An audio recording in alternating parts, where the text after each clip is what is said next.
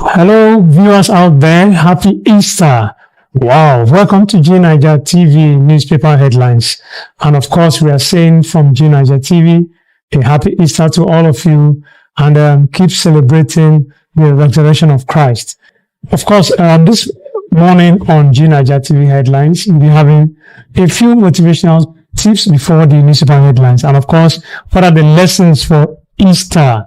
First on my list is the issue of sacrifice. As Nigerians, I want us to keep sacrificing for our country. It is well said that do not say, what will the country do for me? Also say what you can do for the country. So it's also important to know that beyond what the federal government, the state government, local government are doing for the citizenry, let's also play our own quota by adding value in our own little way to the country. And of course, another lesson for Easter is that whatever is dead can still rise again. Your dreams can die, but they have potential to pick up again. Your wishes, your aspirations, your desires, every one of us usually we have things that we want to be in future, things we want to happen to us, dreams that we want to see become realities. We want to be this, we want to do that, we want to travel, we want to grow our businesses to that of the Dangotes, the Hotelas, we want to travel out of the country, we want to get married, we want to be successful in what we do, we want to build a professional career. The good news is that if Jesus Christ could die and on the third day rise again, our dreams can still become reality. Dead dreams can still rise again. If you trust in God and put on hard work, dedication, they can definitely rise again. And finally, on the lessons of Easter is on sharing the good news. It's one thing to know that Jesus Christ rose from the dead. It's another thing for the people that went about spreading the news. So what's the lesson on that? Please make sure someone is happy because of you. Share good news. Don't be a harbinger of bad news. Don't be a reporter of bad news. Don't be the first person to always tell somebody you are bad, you are looking evil, you are poorly dressed, you will not make it, you will not look good. No, share happiness, share love, share good news, be a blessing to others. They say in life, you can either be a blessing to others or a burden to others. Let me round up by saying that if you are not solving our problems, then you are our problem. If you are not solving our problem, then you are our problem. It's G9ijaTV newspaper headlines this morning with your host, Dr. Champion, and we'll be back shortly after this commercial break. Stay with us.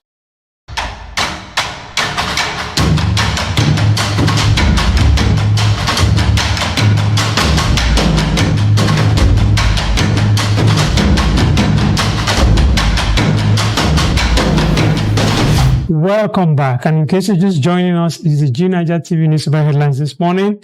And we have top trending news from our dailies. Today we're looking at the Punch newspapers, we're looking at the Leadership newspaper, we're looking at the Daily Trust, the Daily Post, and of course, we are looking at the Vanguard newspaper.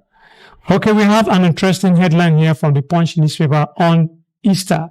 It says, fun seekers flood parks, beaches amid tough times. Now the news in detail. Fun seekers celebrating the Easter flooded parks, beaches and other event centers in Lagos in a bid to have some pleasures, even amid the tough times experienced in the country occasioned by economic hardship. President Bola Tinubu opened his assumption of office on 29th of May 2023, scrapped fuel subsidy, which the federal government noted had drained the country's revenue. The fuel subsidy removal has, however, led to a significant increase in fuel prices and impacted transportation costs and overall household expenses, with prices of food, building materials, and other items skyrocketing. The falling value of the naira against the dollar also compounded the woes in the economy, forcing the prices of commodities and services to go up. The Punch reported that in their various Easter messages, governors, senators, and other prominent individuals urged Nigerians not to lose hope in the face of the economic challenges in the country. Details of that can be seen in the Punch newspaper this morning. Please grab yourself a copy. And still on the Punch newspaper this morning, we have yet another interesting headline. Minimum Wage Committee to reconvene mid-April. Minimum Wage Committee to reconvene mid-April. Now the news in detail. The 37-member tripartite committee on minimum wage set up by the federal government will convene mid-April to continue further negotiations and consultations on the new minimum wage expected to be announced by President Bola Ahmed Tinubu on the 1st of May 2024. The National Treasurer of the Nigerian Labour Congress, Hakeem Ambali, who is also a member of the tripartite committee, made this known in an interview with our correspondent in Abuja on Sunday. Ambali noted that the committee members are still collating and analyzing the reports received from the zonal public hearings. The committee had received the reports of zonal public hearings held across the 6 geopolitical zones of the country between Wednesday, March 27, 2024 and Thursday, March 28, 2024. The minimum wage to be unveiled is expected to cushion the effects of the removal of subsidy on premium motor spirit. During the public hearings, different zones had suggested different amounts for minimum wage. The Southwest zone has suggested 794,000 naira. The Northeast proposed 560,000 naira as minimum wage. Northwest proposed 485,000 naira. North Central proposed 709,000 naira. Southwest demanded 850,000 naira, while the Southeast demanded 540,000 naira as minimum wage. Speaking on the outcome of the recently held meeting, Ambali simply said, "We have been compiling and analyzing zonal reports." When asked about the date fixed for the next meeting of the committee, he said, mid-April. Tinubu, through his Vice President Kashim Shettima on January 30, 2024, set up the 37-member panel on the Council Chamber of the State House in Abuja. With its membership cutting across federal and state governments, the private sector, and organized labor, the panel is to recommend a new national minimum wage for the country. In his opening address, Shettima urged members to speedily arrive at a resolution and submit their reports early as the current 30,000 minimum wage expires at the end of March 2024. This timely submission is crucial to ensure the emergence of a new minimum wage. Details of that can be seen in the Punch newspaper this morning. Please grab yourself a copy. And still on the Punch newspapers, we have still on message of Easter. Governors, senators beg Nigerians, says hardship over soon. Governors, senators beg Nigerians, say hardship over soon. Now the news in detail. As Christians celebrate Easter, governors, senators, and other prominent individuals have urged Nigerians not to lose hope in the face of the economic challenges in the country. In their various Easter messages on Sunday, they expressed confidence that economic reforms being implemented by President Bola Tinubu will soon end hardship in the country. The president, on his assumption of office on 29 May 2023, abolished the costly fuel subsidy which had drained the country's revenue as the nation spent 1.57 trillion naira to subsidize fuel in 2021 and 4.39 trillion naira to subsidize fuel in 2022. However, the fuel subsidy removal has led to a significant increase in fuel prices and impacted transportation costs and overall household expenses, with prices of food, building materials, and other items skyrocketing. The president's decision has, however, increased funds accrued to states and local governments. The subsidy removal increased the average monthly disbursement from the Federal Accounts Allocation Committee to about 1.09 trillion naira against the previous average figure of 620 billion naira. Tinubu's administration also unified the exchange rate. He pledged to double the annual economic growth rate to at least 6%. The reforms aim to create an environment conducive to investment, job creation, and economic prosperity. Details of that can be seen in the Punch newspapers if you just grab yourself a copy. And away from the Punch newspapers, we're looking at something very interesting from the Vanguard newspapers.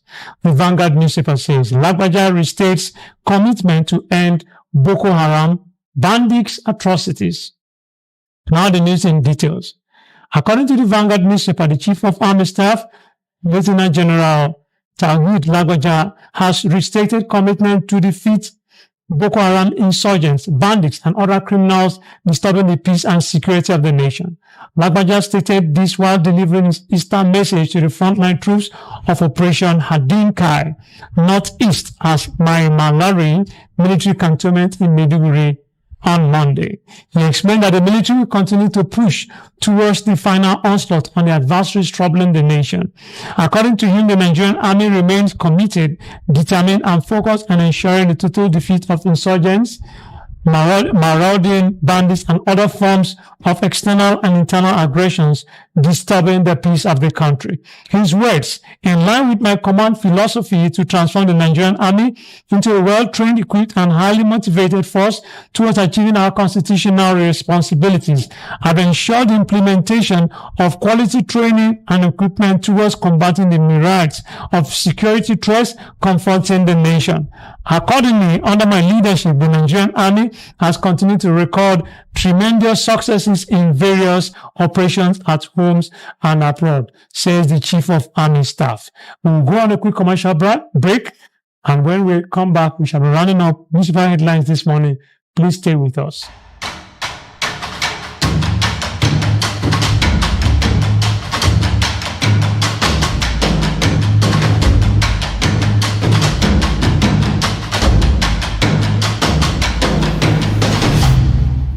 Welcome back. And in case you're just joining us, you're watching the G9ijaTV newspaper headlines this morning.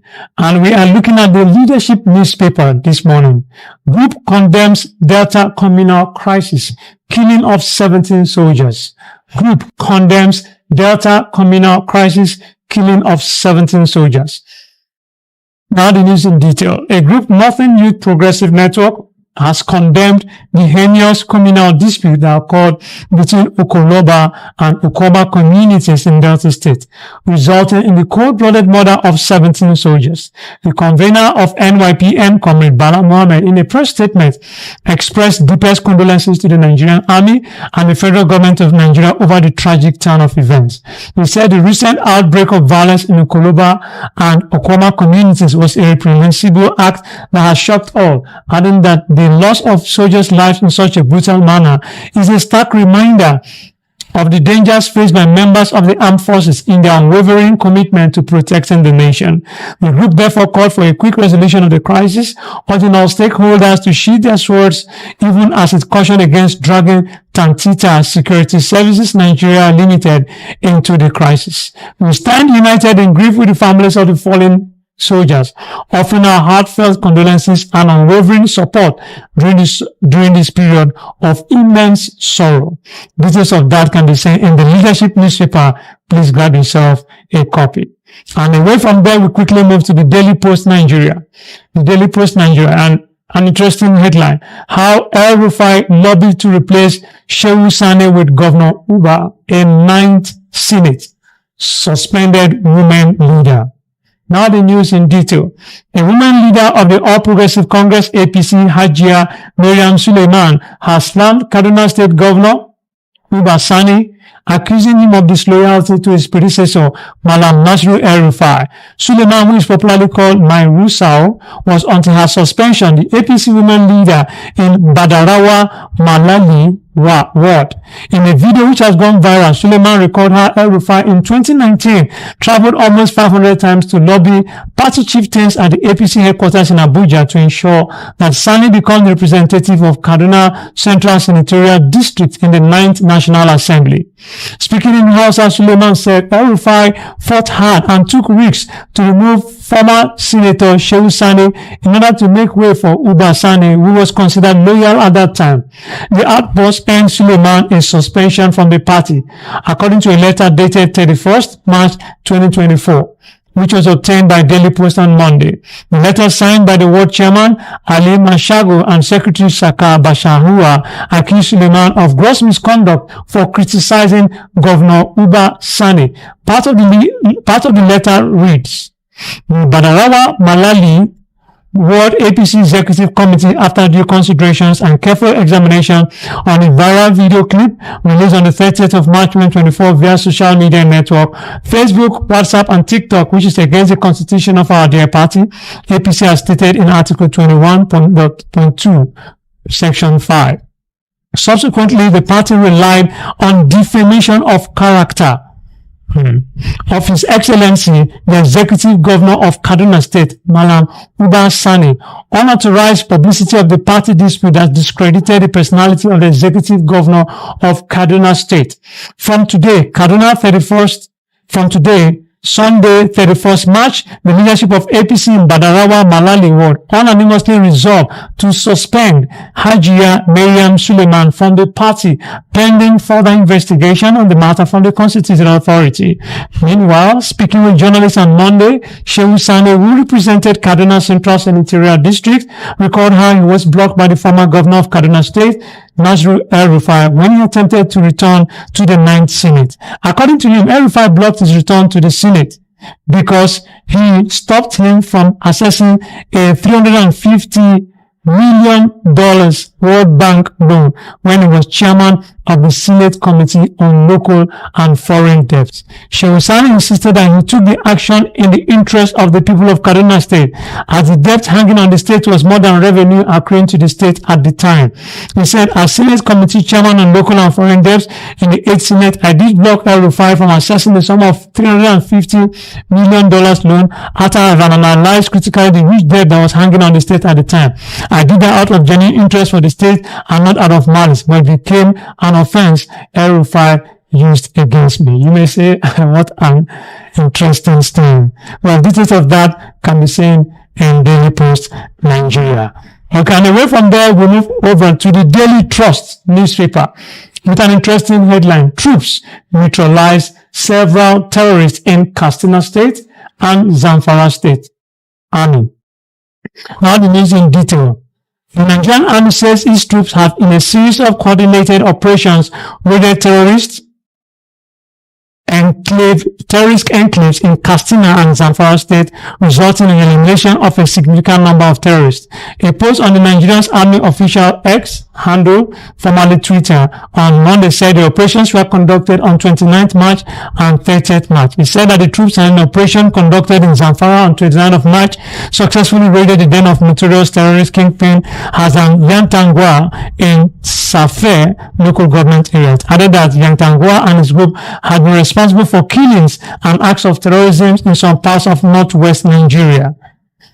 During the operation, troops overpowered the terrorists in an ensuing gun battle, neutralizing 3 of them and recovering a large cache of arms and ammunition and destroying the terrorist camps. In Katsina State, the gallant troops on 30th of March engaged in a fierce gun battle with terrorists in Shawukuka, Shinda, Tafi, Gina, Shurejao, and Sitikushao in Kabaya 1 and Kabaya 2 within Taskari local government area. The troops neutralized 8 terrorists and recovered 3 locally fabricated guns, military uniforms, and a large quantity of stolen grains. It also said the troops conducting night patrols on 31st March encountered armed Ifeon militias along Iban Ifeon in Uhaku local government area of Ebon. He added that the troops overpowered the militias in combat engagement that followed and captured one of the militias. According to the post, the troops also recovered 1 AK-47 rifle and 11 rounds of 7.62 mm special ammunition. The suspect is currently undergoing preliminary investigation. And with that, we call it a wrap this morning. Thank you so much for joining Smile Headlines this morning. And of course, before we go, we still remember to say to you, Happy Easter. And don't forget, in the spirit of Easter, please have a sacrificial lifestyle. Go out of your way to make somebody happy. Speak to someone nicely today. Be polite to someone. Call somebody and encourage the person. And of course, let's add our quota as individuals to help Nigeria better again. I believe Nigeria will be great one more time, regardless of our current hardship as a nation. Like I used to say, it is important and very, very pertinent that we fix Nigeria. Failure to do so is not an option. Thank you. Dr. Champion is my name. God bless you. See you later. Bye.